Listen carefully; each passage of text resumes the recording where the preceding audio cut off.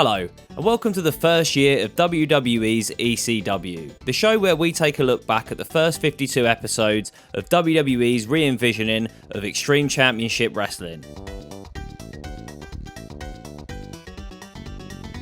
We start off episode 30 with a quick recap from last week's main event between Rob Van Dam and Bobby Lashley for the ECW World title.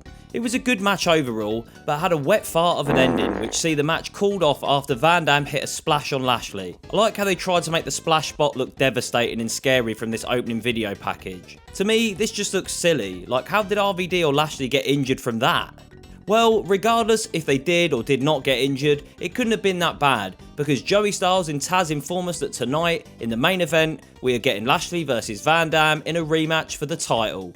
Before our first match kicks off, Brad Armstrong is once again joining the commentary team. Fantastic. So that'll be him and Taz bitching about each other all night and distracting from the action in the ring. We're kicking off the night big with CM Punk taking on Hardcore Holly. 3 weeks ago, Hardcore Holly challenged Punk to make him tap out, but what he failed to tell Punk was that he would have to do it in under 3 minutes, which Punk failed to do.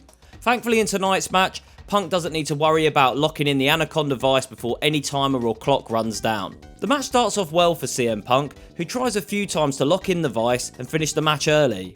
Things turn around when Punk goes to hit a suicide dive, but Holly moves out of the way. Now Holly proceeds to wear down CM Punk for the next part of the match. CM Punk starts to make a comeback, and it looks as though he's not far off beating Holly, but in the end, Holly sends Punk shoulder first into the ring post, and then hits an Alabama Slammer to pick up the win. Damn, I was not expecting that.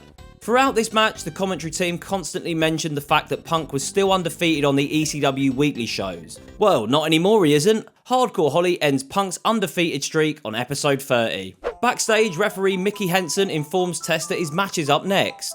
Tess says, I shouldn't even be having this match tonight. It may be okay for people like you, Mickey, to go through life being overlooked, but it's not okay for people like me. I have been overlooked for a shot at the ECW World title. It should be me out there tonight facing Bobby Lashley. I've beaten RVD on several occasions, and I'm better than Bobby Lashley. So no, I won't be going out there. I have nothing left to prove.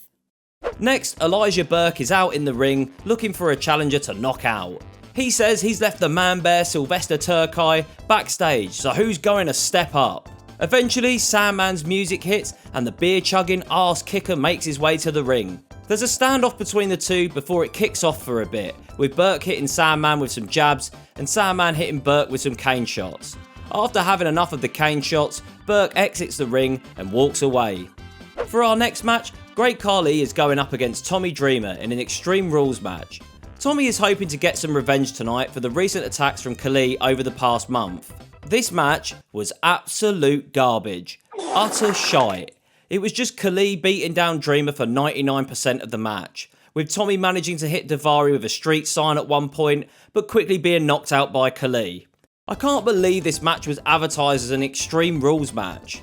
It's definitely the type of Extreme Rules match I'd expect under a Vince-run ECW. After a short promo from Rob Van Dam for his upcoming ECW title rematch backstage, Tommy Dreamer manages to make it to his feet in the ring to the applause of the crowd. After knocking out what was left of Balls Mahoney's teeth last week, Kevin Thorne is back again to take on punk rock poser Shannon Moore. Thorne beats the absolute piss out of Moore for all of 3 minutes. Before the finish, Thorne looks like he's going to kiss Moore. What the fuck is that all about? Thorne then hits his finisher from the top rope, and it's all over. Another win for the ECW Bloodsuckers.